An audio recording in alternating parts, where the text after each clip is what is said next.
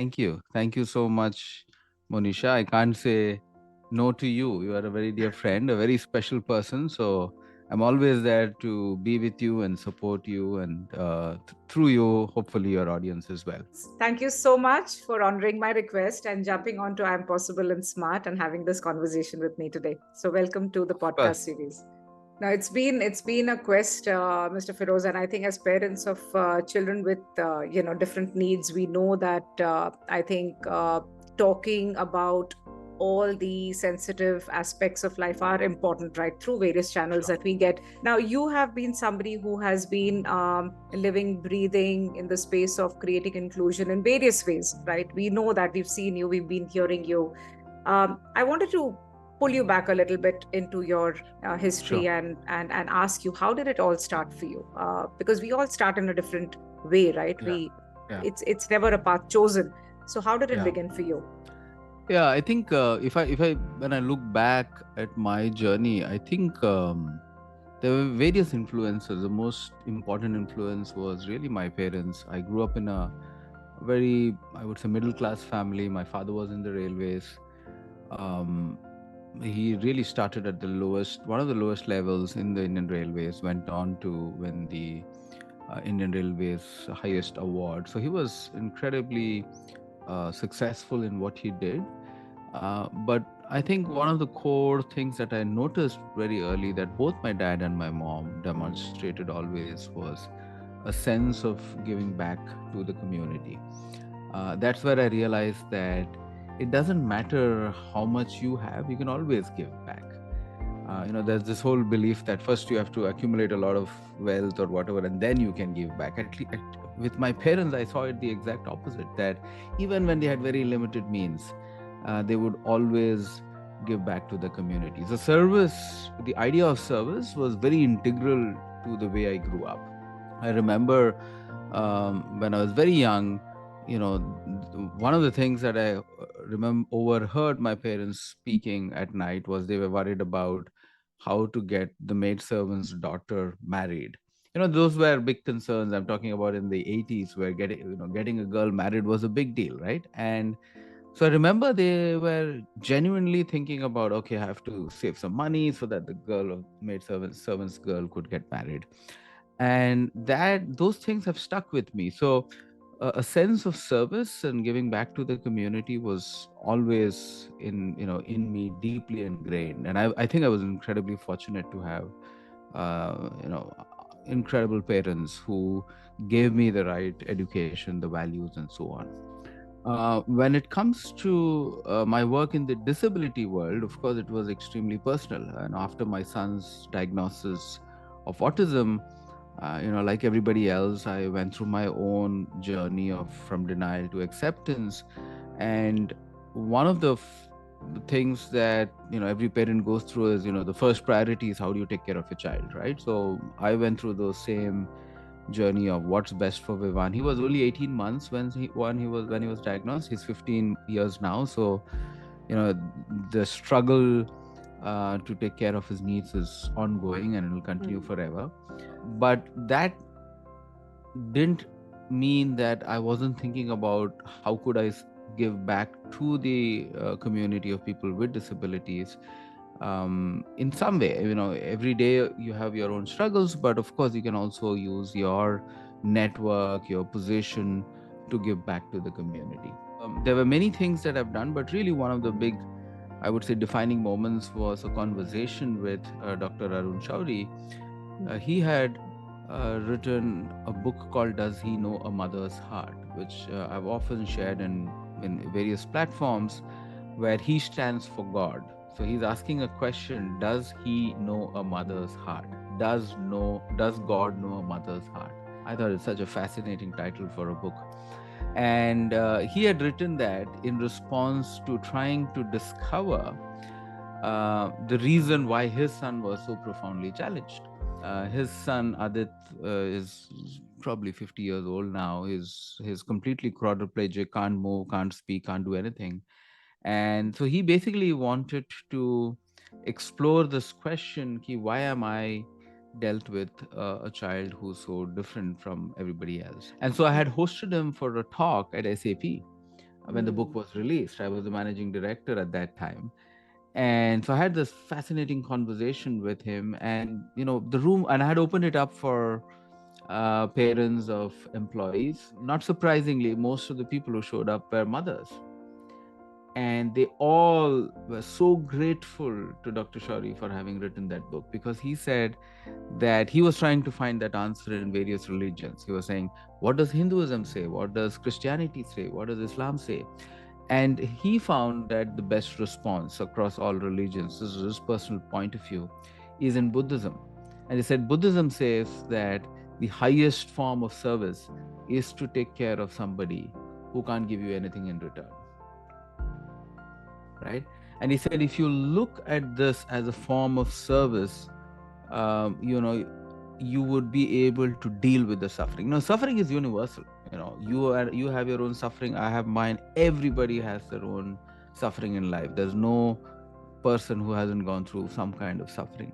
But the only way to deal with that or overcome that is to serve others. Of course, I was thinking about what could I do, but I really didn't know what to do. So that's when I asked him, and I had, me, Dipali, and Vivan had a lunch with him, and I asked him, sir, what can I do for this community? And he said, Feroz, change the narrative. If there's one thing that you should do, is to change people's mindsets, because that's the hardest thing to do. Right? And that's the genesis of the India Inclusion Summit. He said, Feroz, create a platform where we will celebrate people for who they are.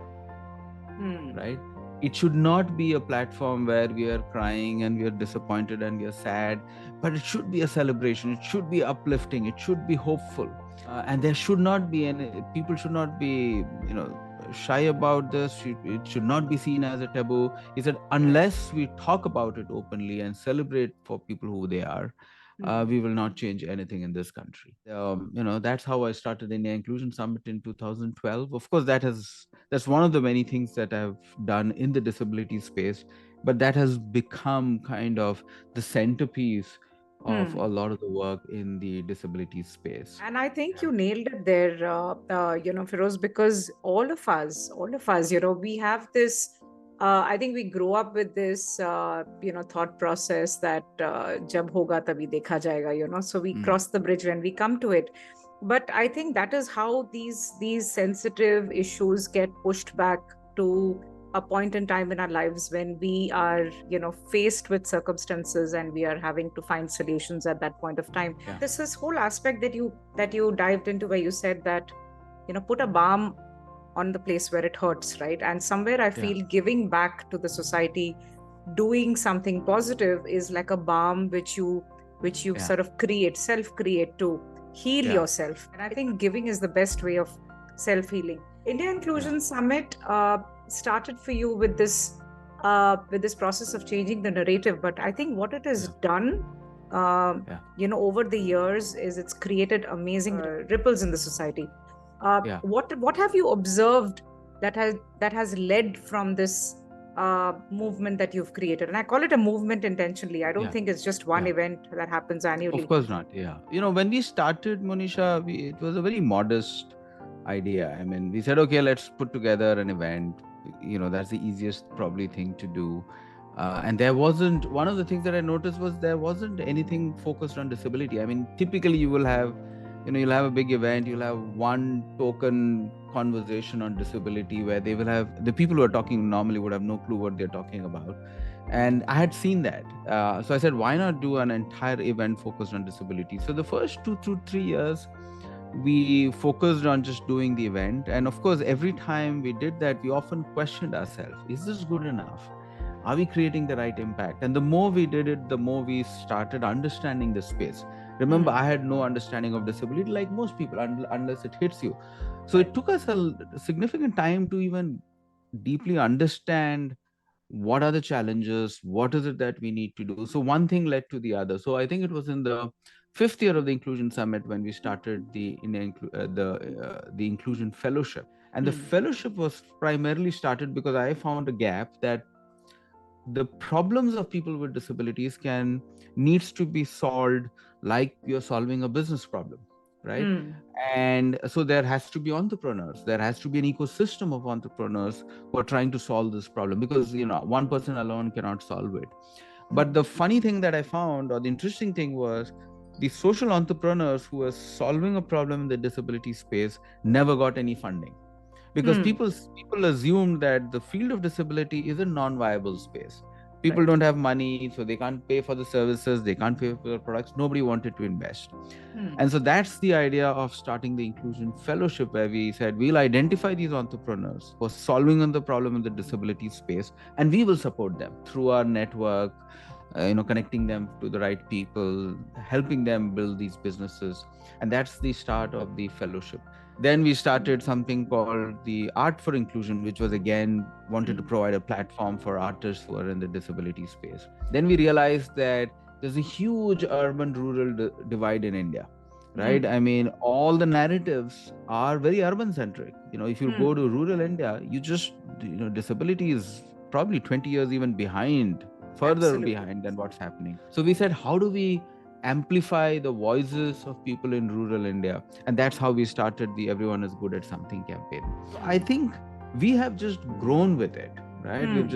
We've just every time we find a problem, we say, what can we do about it? And we said, movies, if you just look at, when I sit and look at movies in the US, every year, without any exception, every mainstream movie that eventually wins an Oscar has something to do with a person with disability.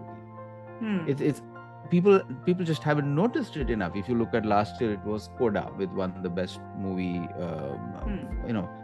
The main story is around disability. Every Mm. year, without any exception, this year it was Poor Things. I don't know if you watched Poor Things, but again, No. in it is Mm. a interesting story about a person who has a brain of a child. It is Mm. again something to do with disability. Mm. So the Western narrative, in the West, movies have played a very important role to change the narrative of people. When I Mm. looked at autism, The Good Doctor, for example, which was a very famous series on OTT platform. Suddenly, everybody now understands what autism is, because Right. now it's part of a very popular series. So I was like, but if you look at India, how many movies do you find where the main protagonist is a story about a person with disability? Very few, very Tare few. Zameen Pe is all Yeah, people will tell you. people Yes. will tell you Yes. Tare Zameen Pe, or you have Iqbal, or you have Black. A few, right? Once a year, you may get a good Absolutely. movie. So Mm. that's how we started getting short films around disability. So what we have basically done is, every time we found a space that needed that we can use to spread Mm. message around disability and inclusion, we've brought them as part of the foundation.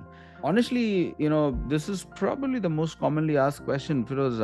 What's the impact of the India Inclusion Foundation? What have you done? And I find it very hard to answer that, because I don't know. Mm. I have really no understanding. I said, how do you measure the fact that somebody has moved because being there? And everybody who's come to the summit has said their life has changed. Mm. How do you measure that? You can say, okay, It's 1,000 people infinite. came. Yeah, you can say, there are 1 million views.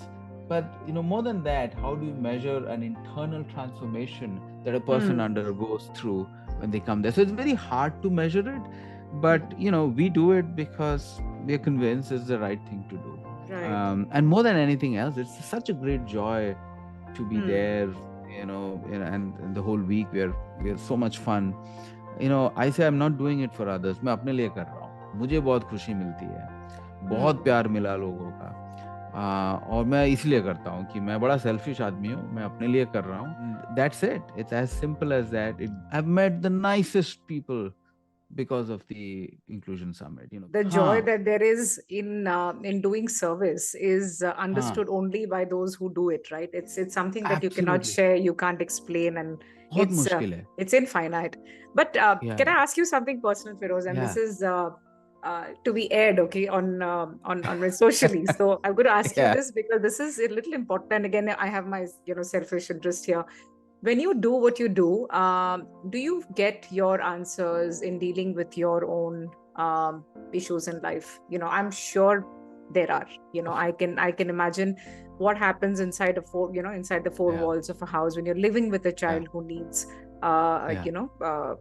has special needs. So have you Yeah. got your answers? Have you, when I say that, Mm. are you being able to solve your own problems as you are going ahead in your life? Yeah, so one is at a very tactical level, which Mm. means because your network is so broad, there's always somebody who is there to support you. I mean, there are infinite instances, Monisha, that I can tell you where I was at the lowest point and somebody in the network would just, give me a hand, open an opportunity. I remember during COVID times, when Vivan's health was not so great, we were looking, we were like kind of hit a dead end, like, what do we do next? Mm. And we said we should try, say, maybe Ayurveda. As parents, we want to try everything, right? So we said we'll try Ayurveda. And obviously, me being from Kerala, an interesting, I said, if the flights were going to India, I would have just taken him to Kerala and I would have got the best person to treat him. But obviously, there were no flights. And as luck would have it, one of my friends just said, happened to tell Firoz, you know what, I know one of the best Ayurvedic doctors in Florida, and maybe you can just go and meet him. Next week, he set up the appointment. We flew in there, spent 2 weeks with the treatment. And when I was leaving, I said, okay, how much should I pay? And he said, what pay? But it's already been paid for. And I'm like, by whom? And so the person who had connected me had already paid for everything. And this person I've never met till date, by the way. Okay. तो मैं बोला यार, how does this happen? It just defies logic कि मैं struggle कर रहा हूँ कोई चीज के लिए, and it's come to me from a completely random person, and everything just happened. And this is just not one instance, Manisha. मैं ऐसे आपको hundreds of stories I can tell. The amount of love that I've got is way more than what I've given. Way more. There's no two questions about it. I don't know. I'm a person who believes in reason, but you also have to realize that life is way too complex, and you probably don't know the answers to a lot of things. So there is this myth that in giving, in the sense of giving, there is no expectation, or there is nothing that you can. But I think somewhere through experience and lived experience, what I have seen is that even if you don't expect, the universe has its way of giving back, and that is what has happened to so many of our lives. You've started this movement. A lot of us have experienced it. It has been a life modifying sort of an experience for many, and I can second that, because I've been there with Kia last year. What are the tangibles going forward with your mission in life? Do you feel that what you have started is taking you in a concrete direction? Is it giving you that sense of purpose that yes, मुझे कुछ और करना है, and you have a framework or a plan that is driving you now forward, or you're just taking it till 1 year at a time? No, I think when we started it, we were pretty ambitious in what we wanted to achieve. We said, can we make India a truly inclusive nation by 2030? And we looked at 2030 as a timeline because that's as per the UN goals. Most of all the goals have a target of 2030. We said, let's align with that. And then we said, let's work backwards. Now, what does a truly inclusive India look like? I mean, one is, let's make India inclusive by 2030, but what does it look like? So we put together this framework where we said, okay, there are different things. When I talk about inclusion, I'm only talking about disability right now, because inclusion is such a broad spectrum, right?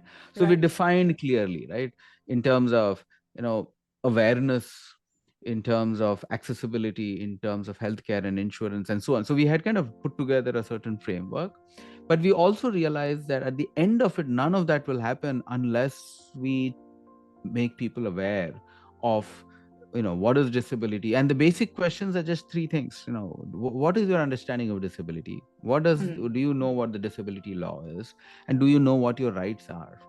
If people know that much, if 1.4 billion people know that much, that's already progress. Okay, because if you're not aware, then you're not interested. Nothing will happen. None of this. You will always believe that disability happens to somebody else. Absolutely. Right? But you have to start believing that it can happen to you, it can happen to your loved ones, and hence you need to be aware of. मैं तो लोगों को बोलता हूँ एक question कि आप बता दो कितना डिसेबिलिटी है as per the disability law. Nobody knows that, right? Hmm. So वही अगर समझ में आ जाए तो वही बड़ी बात है. And so we said let's go broad and try to spread the awareness to a 1.4 billion people about what their rights are, which means if you're disabled, can you go to a school, you can get free education, you have the right to get a livelihood, and so on. So that's kind of the bold, what I call as a big, bold, audacious goal. Can we make India a truly inclusive country by 2030? So that's been kind of the thumb rule. Now the hard part is how do you measure that, right? And we look at it at different metrics. One of the easiest ways is, if you look at our channel, it has, I don't know, 20-30 million downloads and views and so on. So there is the very absolute numbers that you can count, but there are also, like you said, through the ripple effect, you can also know what is the reach. So if you count all the metrics, all the initiatives that we have done, and add all of that, hopefully that reaches a billion people by the end of 2030. So that's how we are looking. So we kind of want to measure the impact of the photo campaign, the movies, the summit, the videos we have created, and we hope that through that we are able to reach across the country. It is an ambitious goal, but I always say you should aspire for the moon, and hopefully you will land somewhere at least close by Absolutely. to And that. why not? And why not? If we are doing this in every other aspect of our I think field of development, might not in this, right? Because this is I think something that brings us all together as humanity. Absolutely. When what you're doing with the fellowship program, I think is also growing laterally, which means that you're also empowering more hands to achieve this target, right? And I think that's brilliant, because when we talk about, I think giving back to the society, it's like a one-time penny in the bowl kind of an act. But what you're really doing is you're nurturing talent. So in terms of one of those rock stars that you've created, is there anybody who has made a mark amongst all many of them? Many of them. I'll give you maybe 2 or 3 examples of people whom I'm very proud of. I'm proud of all of them, but it's a long journey, right? So if you look, the first fellowship that we did, one of our really rock stars his name is Aman, who wanted to build a solution to teach blind people Braille. In India has the highest population of people who are visually impaired. And the statistics show that 99% of the people don't know to read Braille, which means they remain uneducated. So he said, can I create a device to teach people Braille? So you don't have to go to a school, but a device will help you teach it. So he built a product called Annie. And he was one of the 5 fellows we had many years ago. And that's how, Pratimesh, who was there, got to know him. We got him through him. He was kind of the brand ambassador for the Shark Tank episode. So I remember his journey. His journey was incredibly tough. There was a time when I remember his parents were not necessarily very supportive, because they were like, he's from Bits Pilani, he could have got a good corporate job, and he was struggling with this startup. And I said, you know what, bring your parents to IIS, because they were not able to understand what is this guy doing, struggling with a startup when he could have easily made so much more money in a corporate job.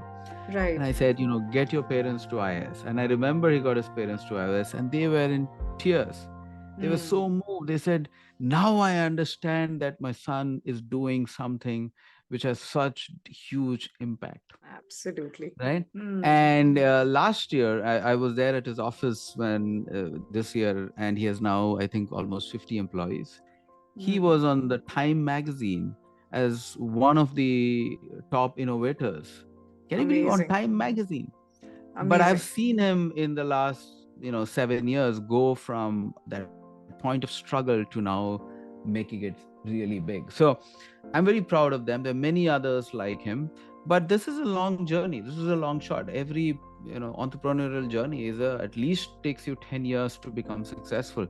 Out of the 37 entrepreneurs, I say, even if 5 of them make it, you would have changed the complete landscape. Absolutely. complete landscape. I think it Yeah. also shows, Mr. Feroz, that there is a market, right? When you say Of that you're course. creating an entrepreneur, I think the biggest Yes. mindset block that entrepreneurs have is there a market? Is there a consumer market for my product or my service that I'm creating? Absolutely.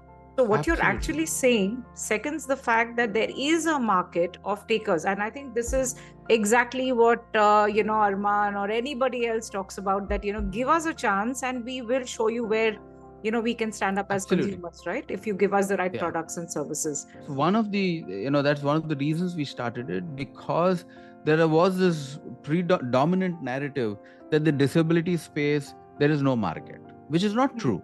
Which Absolutely. is not true at all. I mean, I can see all of these entrepreneurs are doing extremely well because there is a market for that. So I think we have already seen that narrative change. So that's a shift I have seen already in the last 5-6 years, that Hmm. these entrepreneurs are now getting funded. There is Yeah. this gap today that I've seen between being diagnosed with whatever condition Yeah. you have, and Yeah. then this whole span where that affected life is just dormant somewhere. We don't know where in the society, there's no visibility. And then there Yeah. is this who after me that comes in for the parents, and then Yeah. this person is looking for some sort of livelihood.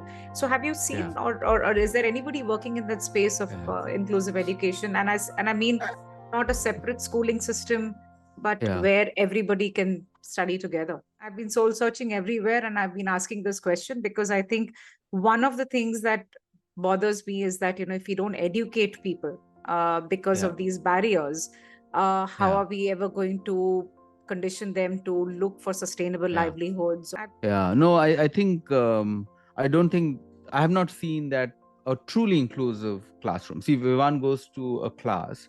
Vivan is nonverbal. He's 15 Hmm. years old. He used to go to a classroom which was a public school, but Hmm. his classroom was separate. Separate, And yeah. then you will have the so-called neurotypical children coming for a couple of hours and engaging with them, but they will Hmm. go back to there. So it wasn't truly inclusive No, in that no, sense, obviously. Hmm. right? Right, Hmm. but even though you can call it's he's still going to the same public school as everybody else, but it's different. I think I haven't seen that yet. And I mean, I'm thinking aloud right now as to why is it not there, because our school systems are all are based on a factory model. Ki everybody goes to the Absolutely. same class, sits in the same room. So they are optimized for efficiency, Hmm. and our Hmm. kids are not going to help them, is going to be an outlier, and is not going to Yeah. make them more efficient, because they are Hmm. different, they need different needs. And I think that's one of the reasons why we don't have that. You have to go back to, I'm a big fan of Tagore, so forgive me if I'm bring Tagore in my conversation, but you have to go back to the Shantiniketan model, right, where he would say, Exactly. he would sit under a tree, everybody will be the same, treated the same way, you are in alignment with nature. You would have animals also in the classroom. So, Hmm. that's an idea which I hope can be pursued in today's times as well, So right? the four things, Yeah. that I realized were the gaps while living, through my lived experiences. One, obviously, healthcare, which is like right, Hmm. not at where, not where it should be. Second, being the education system, which is not accommodating enough. And I think there are some places where, children who are not getting educated cannot be leveled with the rest of the society, right? Of Whether course. they have Of course. disabilities or no. The third, obviously, being the sustainable livelihood, right? Yeah. Because every parent who has any child or an individual with disability is not going to live forever, and eventually the question becomes that who financially, physically, emotionally looks after that individual after the Yeah. caretakers or the caregivers are gone. And I think the fourth and the most important being, which you've already touched upon, is actually nurturing this whole section of the society where we are creating entrepreneurs to create a market out of the space of disability, right? Unless we create consumerism, nobody understands economics of scale, because there is no Yeah. other data to define, right? Now you have you know I think more than just your own lived experience, have experience of meeting people with various kinds of disabilities, working with people who Yeah. are doing various things. Have you identified any other bracket So I that think what I had done, Monisha, when I wrote the book Invisible Majority, I had put together what I call as the inclusion continuum, and I put together 7 pillars. The idea of putting these 7 pillars is basically taking what I call as the cradle to grave approach, the end to end life of a person with disabilities. What are the things that are core to dealing with a person's whole life? And that's where I said, came up with the 7 pillars, and I'll very quickly go through that. And it includes the 4 that you just mentioned. But I said, let's start with the first and the foremost is awareness. That's what I call as the lowest common denominator. That's the baseline. Without people being aware, nobody knows what. As I said, I got aware of it because I had a lived experience, and so are you. But most people just don't know what the situation is. So the lowest common denominator is awareness. The second is advocacy. Advocacy is super important. What are the laws talking about? I mean, we have one of the most powerful laws in the country, in the world, but weakly implemented, right? But laws are important because otherwise, in a scale of 1.4 billion people, nothing will happen, right? So that's the second pillar. The third is really what I call as either interventions, which is either healthcare, insurance. All of that comes under that bracket. That once a person is diagnosed with a condition, do you have access to healthcare? Do you have access to insurance so that it's viable for you to take care of your child or whoever? So that's the third pillar.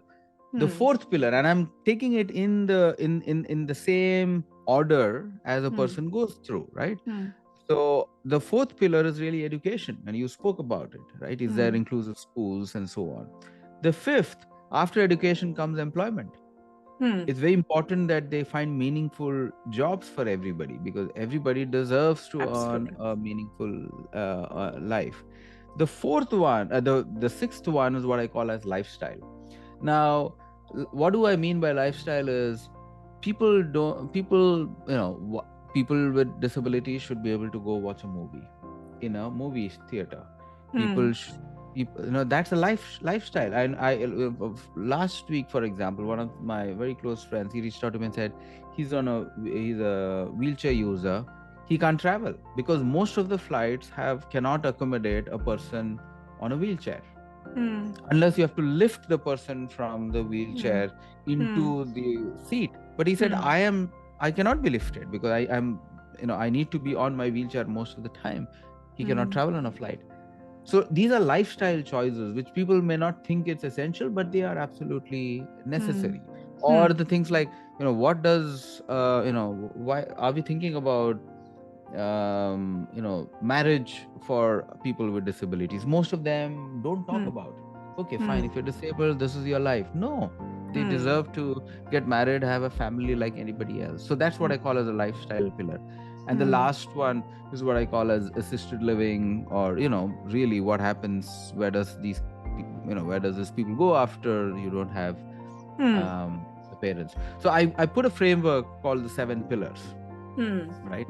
And then on these are the 7 vertical pillars. On the horizontal pillars is what I call as the different, you have these, first is you have to change yourself.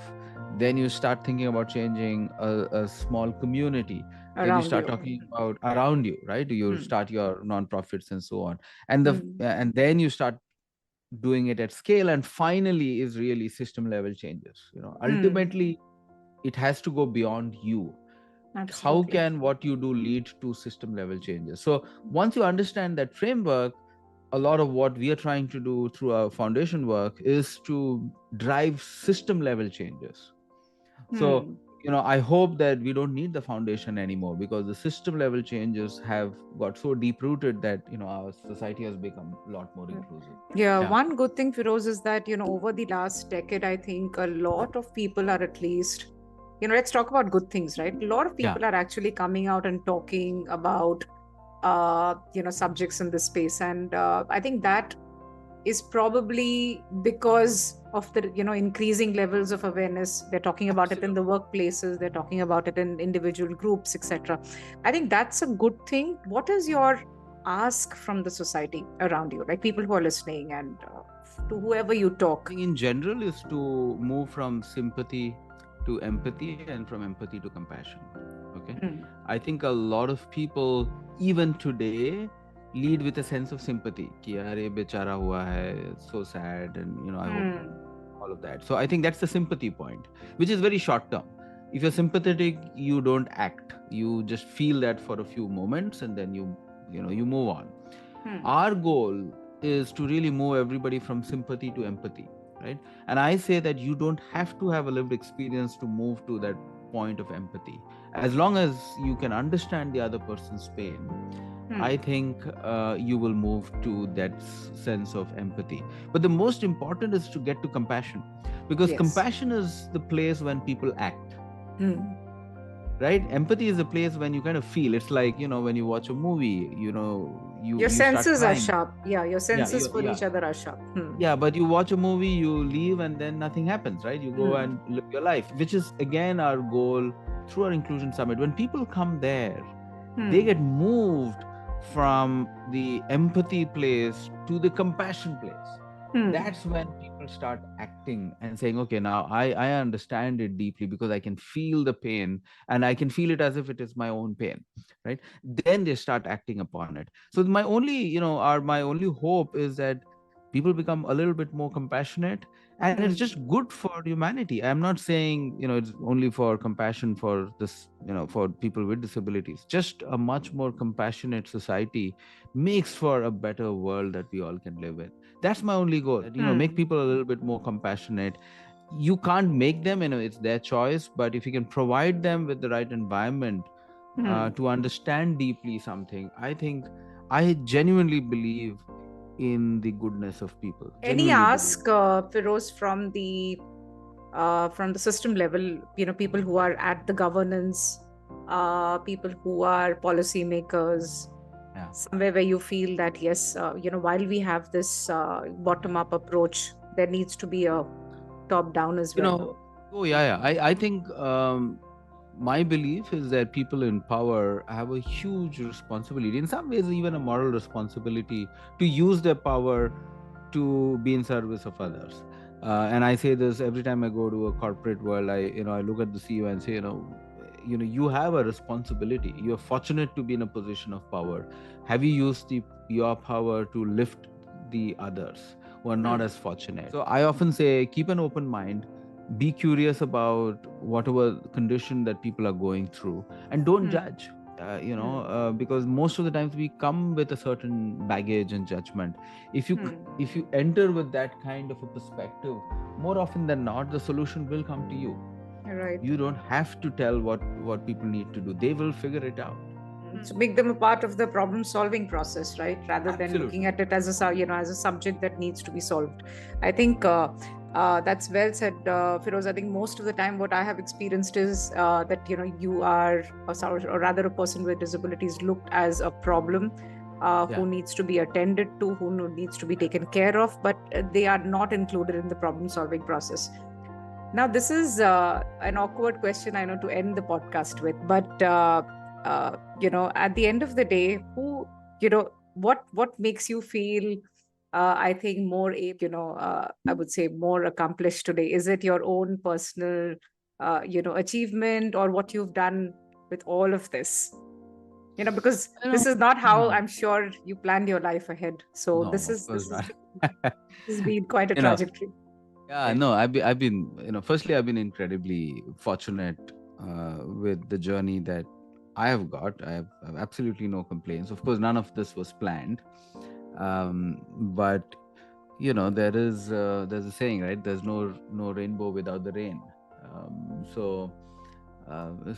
Suffering is an integral part, and what you make out of it is your journey. But I think I've been very, very fortunate that the support system that I've had has been just outstanding. Mm. Dipali, my wife, has really, we just finished 20 years of our wedding together. And you can imagine that when you have a special child, relationships do go through stressful times, right? So, but, I've known her now since for 30 years. So we've literally grown up with each other. So for me to have, there's a beautiful saying: if you have purpose and if you have partner, you can't ask for anything else. So I've been very Absolutely. fortunate that way, that my son gave me my purpose, and I have a life partner who's been through all the ups and downs of life, and the larger ecosystem as well. So I've been very fortunate that I've surrounded myself with people who care, who deeply love, and who deeply have been part of this journey. So I don't know if I've answered your question, but Great. And you're being very modest because if I had to add a little more, I think, Feroz, you are known as the father of inclusion. Okay, if I had to sort of put you that way, because no, let's be a little honest with each other. I think you've been one person who has not just done your bit and stopped there. You are continuing to persevere, and I think that is what is most touching to somebody like me, right? Because we all have, like you said, we all have our own struggles, but uh while you have your own, you have made it now a mission of your life to uh to work on this path of creating more and more inclusion with yeah, every single year of your life, and that requires immense dedication. yeah, Even though you would have a team, even though you would have a lot of hands in the glove right now helping you out, but you still need that one driver to the cause, right? So sure. thanks for doing what you're doing. If I had to Thank put it in very simple words, because it takes one person to stir at the you. start, Yeah, and then those ripples things. are felt. Yeah. Yeah, So please be at it. I hope there are more Ferozes that come up, and I'm sure they are, as we are going about our lives. And it doesn't have to be with a big plan. You didn't start yeah. with a big plan, right? No, Plans, what life happens at the end of the day is up to life, right? It doesn't yeah. always depend on what we plan it to be. Thank you so much. It's been an honor, honestly, for me, for my daughter Kia, to be moved by whatever you're doing, right? And I think it gives us a lot of encouragement to do whatever little we are doing today. And I hope to, be synchronized with whatever you're doing for as No, many no, days as absolutely, absolutely. No, no. I have to thank you, Monisha.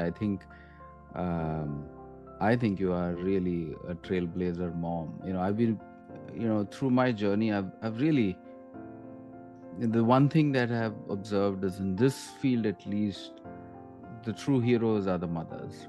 And, I absolutely bow in reverence to all of them. We are standing on the shoulders of people like you. Okay. Hmm. And that's just a fact. And I've seen many, I've seen hundreds and thousands of them.